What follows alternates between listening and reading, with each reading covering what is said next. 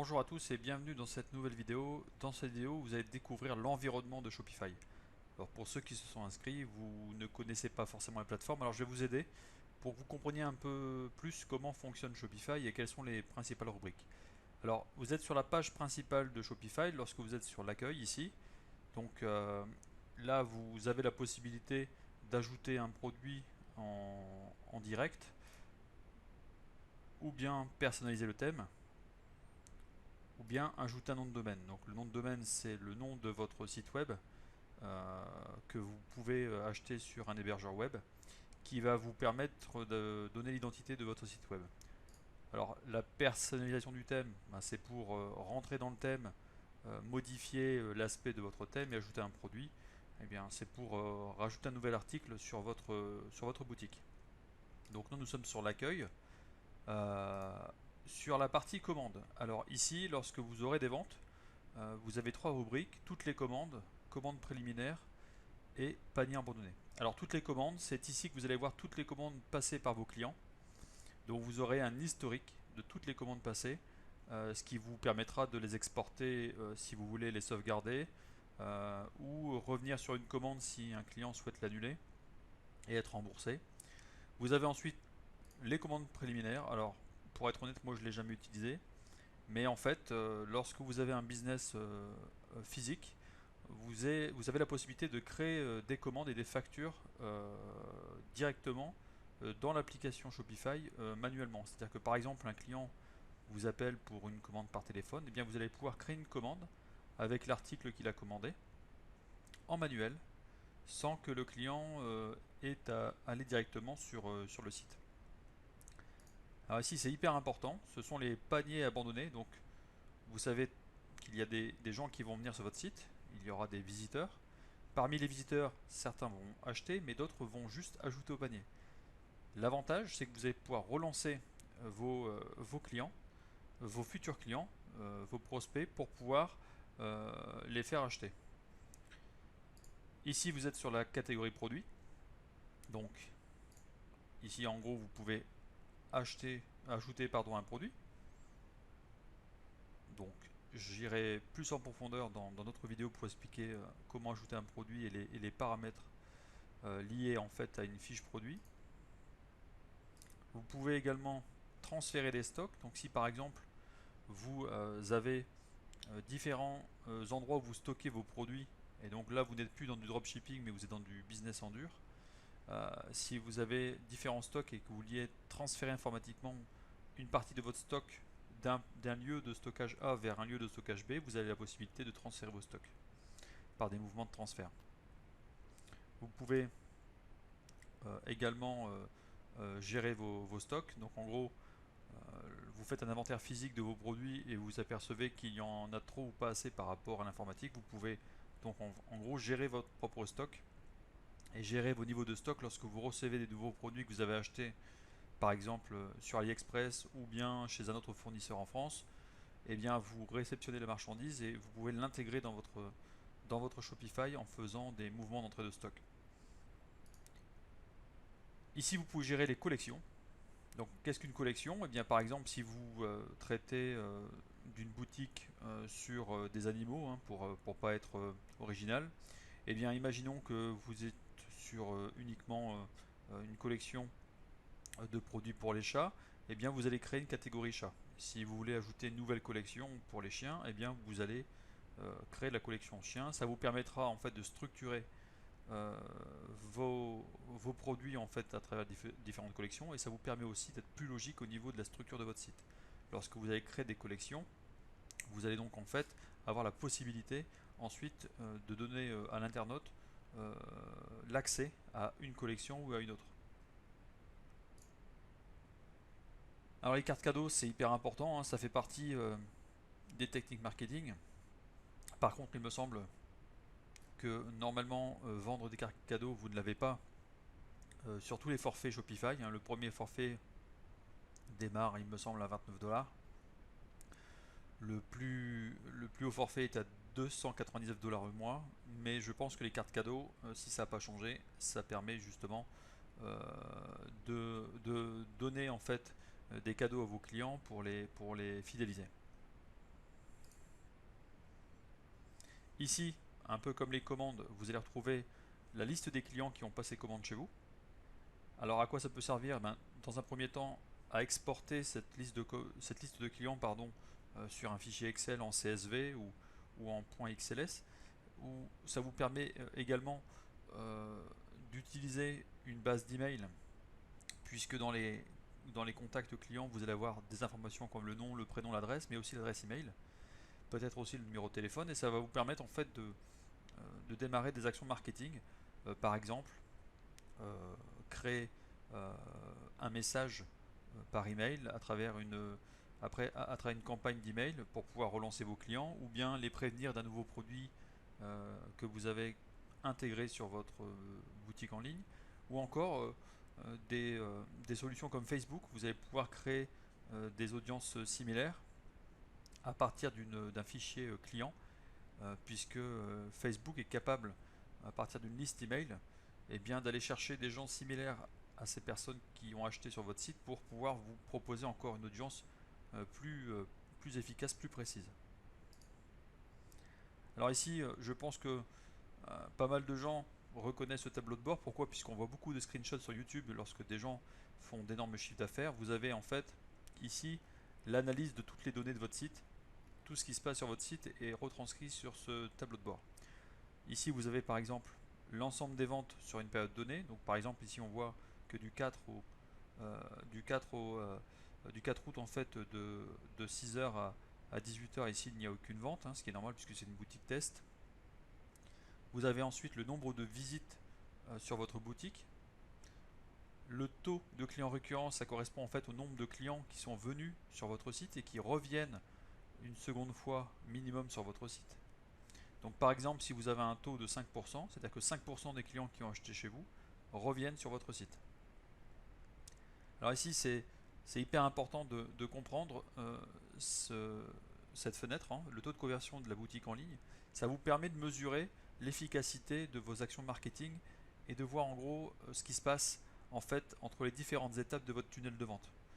Ici, vous avez donc dans la première data le nombre d'ajouts de panier, donc le nombre de personnes qui ont ajouté au panier. Ensuite, le nombre de personnes qui passent à la caisse, donc qui sont sur l'étape du checkout. Et ensuite, vous avez le nombre de visites converties, en gros, le nombre d'acheteurs. Et forcément, plus vous allez descendre dans le tunnel, plus votre taux va diminuer. Et l'objectif, c'est de comprendre à chaque étape euh, ce qu'il faut faire pour pouvoir améliorer votre tunnel de vente. Ici, c'est une donnée hyper importante aussi. C'est votre panier moyen. En gros, en moyenne, pour chaque commande, combien est-ce qu'un client va dépenser chez vous. Le nombre de commandes à droite ici, c'est le nombre de commandes totales sur une période donnée. Donc c'est le nombre total de commandes qui va déterminer votre chiffre d'affaires sur une période donnée.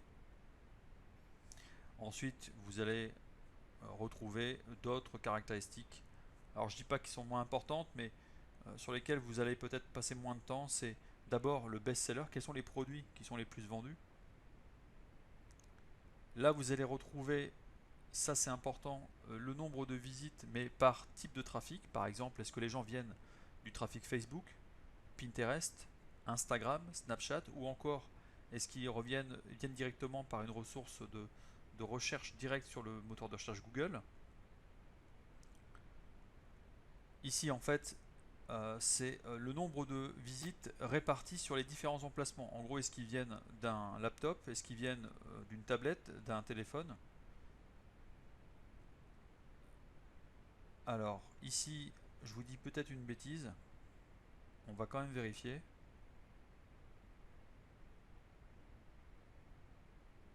Alors ça met un peu de temps pour charger.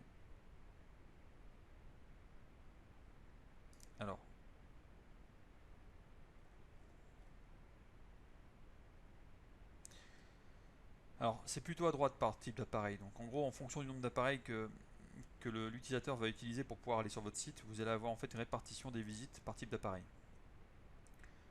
Les sources de trafic ici, ce sont les ventes par source. Ici vous aviez le nombre de visites et ici c'est le nombre de ventes. Ça vous permet en gros de savoir en gros sur quelle source de trafic vous vendez le plus. Voilà, ce sont en fait les différents indicateurs que vous allez retrouver sur le tableau de bord et qui sont vraiment importants à analyser, puisqu'en fait cette analyse de données va vous permettre en fait de comprendre à quel endroit est-ce que vous devez redoubler de vigilance, est-ce que vous devez améliorer votre site. Alors ici vous êtes capable en fait d'éditer des rapports. Si vous voulez en fait avoir des rapports mensuels ou trimestriels sur différentes données comme le nombre de ventes, comme les marges ou le nombre de clients, vous allez pouvoir éditer des rapports. Alors, lorsque vous êtes dans une société et que vous avez besoin en fait de débriefer avec votre équipe, ça vous permet en fait d'éditer des rapports et d'en discuter avec eux. Alors ici, c'est pareil, hein, c'est quelque chose d'assez grisant puisque ici, c'est le nombre de visites que vous pouvez en fait avoir à un moment donné en live. Donc à n'importe quel moment, vous allez voir les visiteurs arriver sur votre site et vous allez pouvoir les géolocaliser et en dessous de ça, vous allez en gros avoir le nombre de paniers de checkout et d'achat en temps réel qui sont convertis. Alors ensuite, vous allez pouvoir également créer des annonces à l'aide d'outils marketing, donc faire la promotion de votre boutique avec des annonces et des campagnes d'email. Donc là, on est plutôt dans l'emailing. Donc vous avez en fait la possibilité, par exemple pour les abandons de panier, d'aller relancer les prospects à travers une campagne d'email directement depuis l'application Shopify. Mais il faut savoir que sur l'App Store, vous avez la possibilité en fait euh, d'ajouter, d'intégrer des applications qui vont vous permettre en fait de le faire également, mais peut-être de manière plus poussée. Donc vous avez une possibilité, on va dire, non payante qui existe déjà dans Shopify, et lorsque vous allez commencer à faire des ventes et que vous voulez optimiser vos stratégies marketing, vous allez choisir certaines applications payantes qui vont vous permettre d'aller un peu plus loin. Alors il faut faire attention, le but ce n'est pas non plus d'avoir 36 applications dans sa boutique, puisque plus vous avez d'applications déjà, plus ça va être un coût qu'il va falloir intégrer dans chaque mois. Mais il y a aussi le fait que plus vous intégrez d'applications et plus vous risquez de faire ralentir votre site. Et l'un des premiers facteurs pour lesquels les gens aiment en fait aller sur un site, c'est que c'est fluide. La vitesse de chargement d'une page est hyper important, aussi bien pour un utilisateur, puisque le nombre de secondes, plus vous mettez de temps à charger votre page, et plus vous perdez de visiteurs qui quittent votre page avant même d'avoir vu votre produit. La deuxième chose, c'est que d'un point de vue SEO, de manière générale, et aussi pour Facebook, euh, ce sont des signes qui sont pris en compte. Google adore et prend vraiment en compte la vitesse de chargement d'une page, ce qui va vous permettre d'être indexé dans les moteurs de recherche plus ou moins bien en fonction de la rapidité de chargement de votre site. Et Facebook, pareil. Facebook est très attaché à l'expérience utilisateur, et plus vous allez avoir en fait une vitesse de chargement qui va être importante, et plus en fait Facebook va vous pénaliser. Et dans le sens inverse, hein, c'est plus votre chargement sera rapide et plus Facebook va en tenir compte et va mettre en avant votre publicité avec d'autres critères bien sûr, mais la vitesse de chargement est un des facteurs que Facebook prend en compte. Alors ici vous avez la partie code de réduction. Alors en gros vous pouvez créer des codes de réduction qui vont vous permettre en fait de créer des actions marketing de manière temporaire pour vos clients. Alors par exemple ici vous mettez le code de réduction par exemple qui va s'appeler code 30. Donc en gros ici vous allez déterminer quel type de réduction vous voulez donner. Est-ce que vous voulez un pourcentage? Est-ce que vous voulez un montant fixe? Est-ce que vous donnez l'expédition gratuite? Donc quand vous avez des frais de port, eh bien vous faites une action marketing qui va permettre de ne pas faire payer aux clients les frais de port. Et ensuite, vous avez aussi la partie acheter X, recevez Y. Donc là, en fait, c'est une action qui dit achetez-en 2 et recevez-en 3. Donc c'est un type d'action marketing qui vous permet en fait de réduire les frais les frais d'achat pour votre client et d'augmenter le nombre de conversions. Donc par exemple ici, si vous êtes un pourcentage, là je l'ai appelé code 30, donc la valeur de réduction c'est 30%. Est-ce que vous voulez que ce code de réduction s'applique à toute la commande? Par exemple, un client a acheté 10 articles, est-ce que vous voulez que les 30% s'appliquent sur les 10 articles? Ou est-ce que vous voulez affecter à une collection spécifique de produits? Par exemple, vous êtes dans une opération de déstockage sur des produits que vous voulez faire partir puisque vous avez du mal à les faire partir, et bien vous pouvez imaginer que vous appliquez 30% que sur la collection de ces produits-là. Ou encore plus précis, est-ce que vous voulez appliquer la réduction sur un produit spécifique? Alors, vous pouvez aussi déclencher ces codes de réduction si par exemple vous avez un minimum d'achat, donc une personne va dépenser 50 euros, à partir de 50 euros, vous autorisez une réduction de 30%. Ou est-ce qu'il y a un minimum d'articles à partir duquel vous acceptez en fait que la réduction s'applique? Alors ensuite ici, vous pouvez faire en sorte que le code de réduction euh, soit applicable ici en fait une seule fois par utilisateur. Donc une personne va utiliser ce code 30 et si elle revient demain pour acheter un nouvel article sur votre boutique, elle ne pourra plus utiliser ce code puisque vous avez limité à l'utilisation par client d'une fois.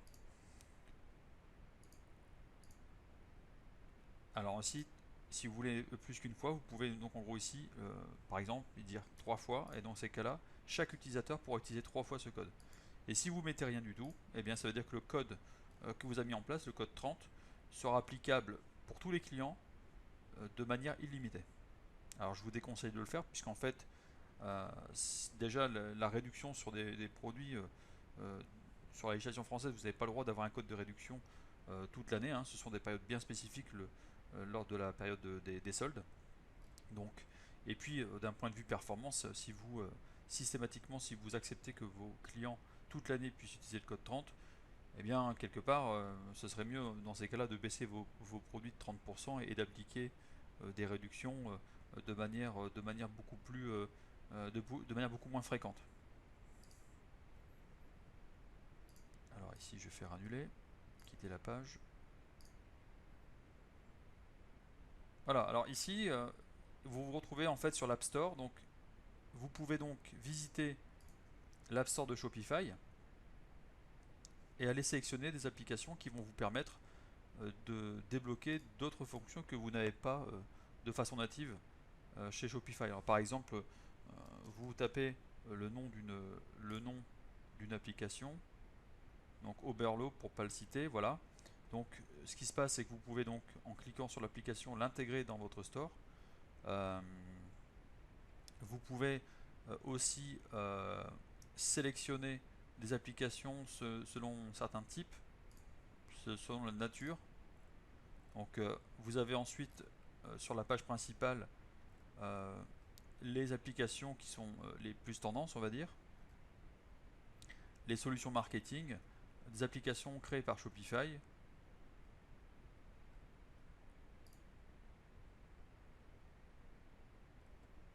Vous voyez, par exemple, Easy Invoice est une application qui permet de gérer des factures. Donc en gros, ici, vous voyez, il y a en fait un plan gratuit qui est possible. Vous avez ici une vidéo qui vous explique comment fonctionne l'application.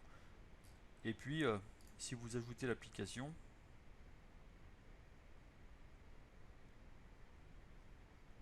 et bien voilà, ici en fait, vous avez l'application qui est sur le point d'être intégrée. Quand vous faites installer l'application, voilà, vous pouvez sélectionner un plan d'abonnement payant ou gratuit et en le sélectionnant, vous allez avoir l'application, voilà, qui est intégrée directement dans votre boutique. Ici, vous avez donc, en revenant sur la rubrique application, l'ensemble des applications qui sont installées sur votre boutique. Et par exemple ici, je peux sélectionner l'application si je souhaite ne plus l'utiliser. Donc ici, vous expliquez la raison pour laquelle vous la supprimez, vous faites supprimer. Voilà, et de ce fait, maintenant, quand vous allez sur application, vous n'avez plus d'application en cours, donc elle a bien été supprimée. Alors ici, on est sur la partie boutique en ligne. Donc la boutique en ligne, lorsque vous appuyez sur le petit œil à côté de boutique en ligne, eh bien, vous allez retrouver votre site. Donc le CMS a généré automatiquement le site, la boutique en ligne, avec en fait deux rubriques, l'accueil et le catalogue.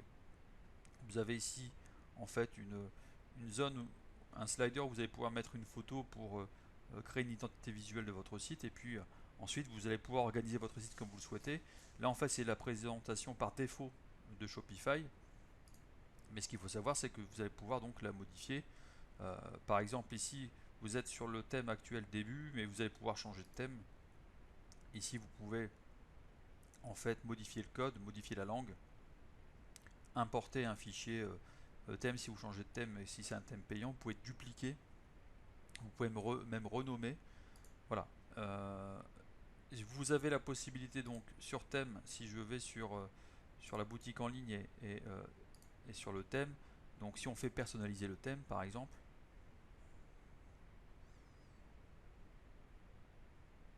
vous allez en fait retrouver le visuel de votre site et vous allez pouvoir en fait modifier, modifier l'application, la présentation de votre site en drag and drop. Vous pouvez rajouter des collections, vous pouvez modifier votre pied de page. Voilà, avec toutes ces informations, vous avez donc ici par exemple les liens rapides. Alors ce qu'on peut marquer ici, c'est par exemple URL ou, ou par exemple on va marquer réseaux sociaux.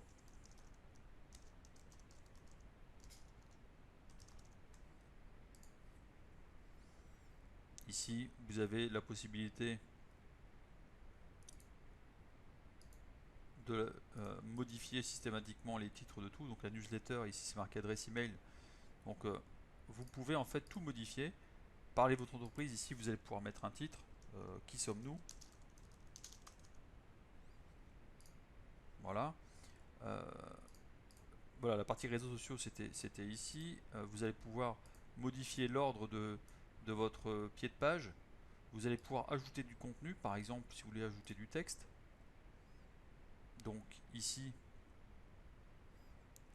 parler, partager les détails, vous allez pouvoir marquer autre chose, hein. Par exemple, notre boutique est ouverte 7 jours sur 7 de 8 heures à 18 heures.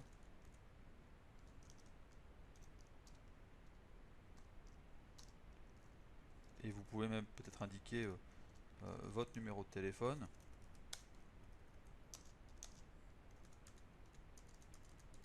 Voilà. Vous pouvez supprimer le contenu. Voilà. Vous pouvez en fait faire ce que vous voulez et dès que vous avez en fait validé les modifications, vous appuyez sur enregistrer, chose que je ne vais pas faire ici. Voilà. Donc ici, vous avez la possibilité de voir le rendu de votre site sur les différents supports, différents appareils. Donc là, vous êtes, vous voyez, vous êtes en fait sur un PC, là sur un grand écran 16 neuvième, ici sur un téléphone. Donc vous avez en fait la possibilité de tout modifier euh, sur votre thème de manière à le configurer, à lui donner une identité visuelle qui vous ressemble en fait. Vous voyez ici en fait, voilà en fait comment vous pouvez travailler sur votre thème. Vous avez la possibilité de créer un blog. Alors, pour ceux qui ne voient pas l'intérêt, eh bien, un article de blog, ça vous permet, dans un premier temps, de donner encore plus de professionnalisme à votre boutique, mais en plus, vous avez des techniques de recherche organique, de référencement naturel qui va vous permettre, en fonction des articles de blog, d'apparaître dans les résultats de Google au niveau de la SERP, et puis de pouvoir, via des liens, renvoyer les gens qui visitent votre blog vers une collection produit, vers votre page principale de boutique, ou encore vers un article directement. Donc ce sont des techniques en fait sur le moyen long terme qui vous permet d'avoir du trafic gratuit et générer des ventes. Ici vous retrouvez les pages, vous pouvez créer différentes pages. D'ailleurs des pages sont obligatoires sur votre site, comme par exemple la page de politique de confidentialité, pardon. Vous avez la page des conditions générales de vente. Vous avez aussi la possibilité de créer une page pour les conditions de retour. Voilà. Quand vous appuyez donc sur page, vous avez la possibilité de mettre un titre. Par exemple ici, donc si vous marquez les conditions générales de vente, ici vous allez marquer en fait les conditions générales de vente ici. Donc tout le texte sera lisible par votre par votre internaute. Donc par exemple ici on peut marquer conditions générales de vente, test. Donc ici vous enregistrez. Alors pour le moment, cette page de conditions générales en fait n'est pas visible puisqu'en fait je ne l'ai pas rattaché à une catégorie. Mais vous pouvez aussi créer des catégories et en fait un menu de navigation qui va vous permettre d'intégrer cette page. Donc ici par exemple, si je viens sur la navigation, donc la rubrique juste après, vous allez pouvoir en fait dans le menu principal par exemple rajouter les conditions générales de vente. Alors ce qu'on fait la plupart du temps c'est plutôt sur le menu pied de page, donc vous allez sur le menu pied de page, voilà. Alors le menu s'appelle menu pied de page et vous pouvez rajouter un élément. Par exemple, vous pouvez rajouter les conditions générales de vente et dans ces cas-là, vous allez rechercher dans les pages la page qui s'appelle conditions générales de vente. Quand vous ajoutez ces conditions générales de vente et que vous enregistrez, et bien quand vous allez sur votre boutique en ligne, ici, vous avez donc ici les conditions générales de vente. Vous voyez? Donc on a bien la page conditions générales de vente qui est accessible. Vous voyez, conditions générales de vente test, c'est bien ce que j'ai créé comme page. Si vous voulez du coup euh, le modifier, eh bien vous pouvez supprimer cette page et dans ces cas-là, la page ne sera plus accessible. Voilà, vous voyez, les conditions générales de vente n'apparaissent plus en fait dans le pied de page. Voilà, donc en fait, vous voyez ici, je peux supprimer les pages. Donc là, je supprime ma page conditions générales de vente. Voilà. Et donc là, je n'ai plus de page du tout dans la rubrique page. Le domaine, eh bien, c'est ici que vous allez pouvoir créer un nom de domaine. Donc par défaut, vous avez un nom de domaine qui commence par le nom que vous avez donné à votre boutique .myshopify.com. Donc forcément, c'est pas très professionnel et ça ressemble beaucoup plus de dropshipping lorsque vous laissez un nom de domaine tel que celui-ci. Donc je vous déconseille de laisser un nom de domaine dans ce genre. Lorsque vous êtes sûr de pouvoir vous lancer sur Shopify et que vous avez une idée de niche et que vous avez un nom de domaine disponible en tête, eh bien, je vous conseille de tout de suite acheter un nom de domaine. Alors, soit par Shopify, mais je vous avouerai que c'est très simple pour les nouveaux puisque vous avez le nom de domaine qui est intégré. Par contre, c'est plus difficile en termes de gestion derrière au niveau de l'adresse email qui est rattachée à votre nom de domaine. Et en plus, le nom de domaine est un tout petit peu plus cher, est un peu plus cher que si vous l'achetez chez un hébergeur. Bref, après vous avez deux solutions, hein. Soit l'acheter directement dans la boutique Shopify, soit en fait passer par un hébergeur et connecter son nom de domaine depuis votre hébergeur vers Shopify. Ensuite, il existe un tutoriel sur Shopify qui va vous permettre eh bien, de comprendre comment est-ce qu'on relie ce fameux nom de domaine en fait à votre hébergeur.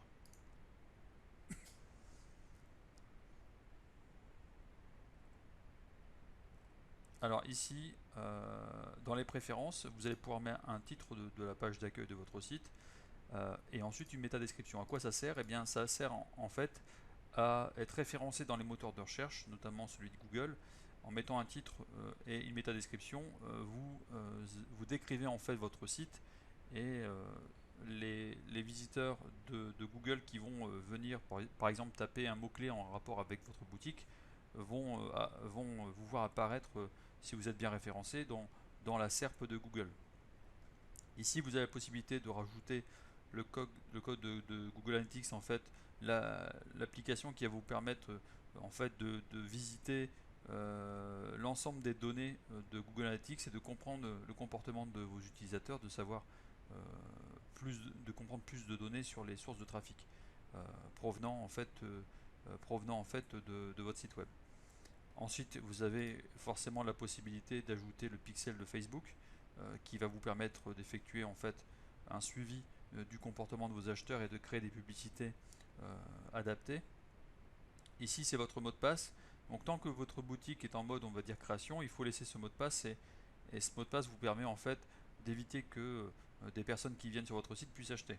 Donc, une fois que vous désactivez ce mot de passe, en fait, vous donnez l'accessibilité à toute personne qui souhaitent en fait accéder à votre site. Voilà. Pour ce qui est en fait de la présentation de la boutique. Et ensuite vous avez une rubrique qui est relativement importante, hein, et qui concerne l'ensemble des paramètres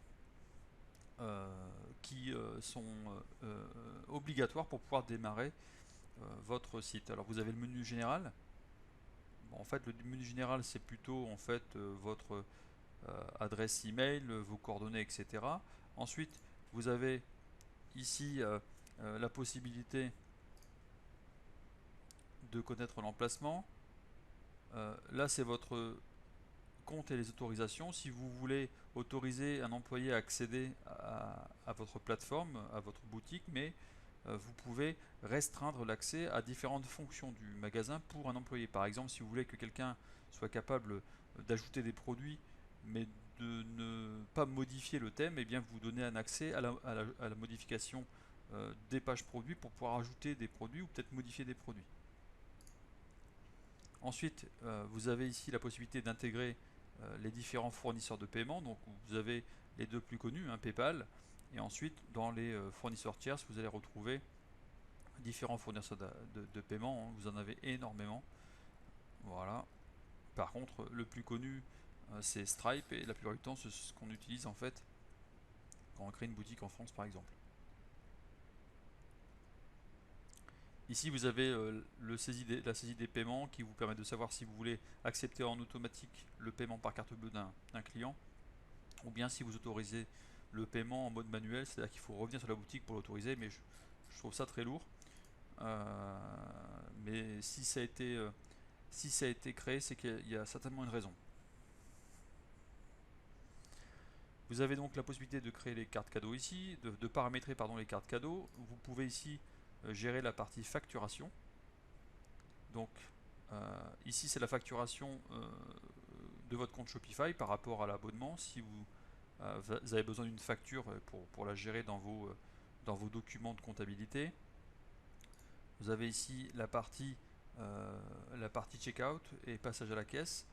Donc en gros ici lorsque les gens vont commander, vous avez un certain nombre d'informations que vous exigez de la part de vos visiteurs. Donc ça c'est aussi à paramétrer avant de démarrer. Vous avez la possibilité aussi de gérer les notifications. Lorsqu'une personne commande, vous allez lui envoyer une confirmation de commande, ou vous pouvez lui envoyer un remboursement, un document, une notification sur le remboursement. Vous pouvez aussi envoyer une information sur les paniers abandonnés. Voilà, et donc vous avez par défaut différents templates qui sont paramétrés en Shopify qui permettent d'envoyer en fait des informations à n'importe quel moment du processus d'achat au client ou au prospect. Donc là c'est la gestion des pages légales, politique de remboursement, confidentialité. Donc là vous allez pouvoir en fait générer les pages légales ou les créer ici et ensuite pouvoir en gros les utiliser sur votre site.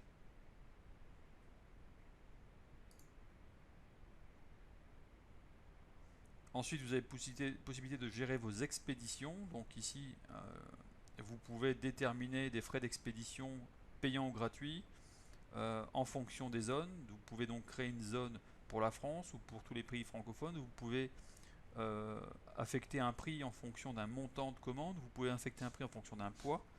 Donc vous avez vraiment beaucoup de possibilités.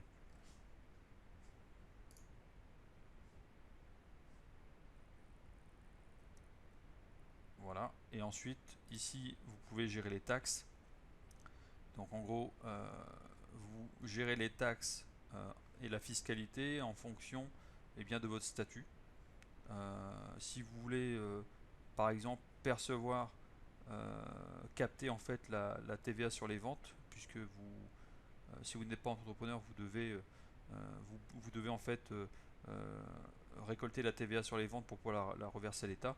Donc ici, vous pouvez aussi présenter le prix de vos produits avec ou sans taxe. Donc lorsque vous êtes en société, vous avez la taxe qui est incluse sur le prix de vente, et quand vous êtes en auto-entrepreneur, vous ne payez pas la taxe sur la valeur ajoutée jusqu'à un certain montant, et dans ces cas-là, vous ne ferez pas apparaître les 20% de taxes sur la vente des produits.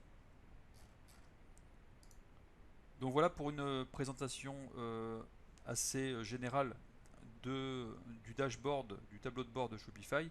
J'espère que cette vidéo vous aura donné plus de compréhension sur comment fonctionne Shopify à l'intérieur de son dashboard et vous y retrouver un peu plus dans les rubriques, différentes rubriques et à quoi elles servent.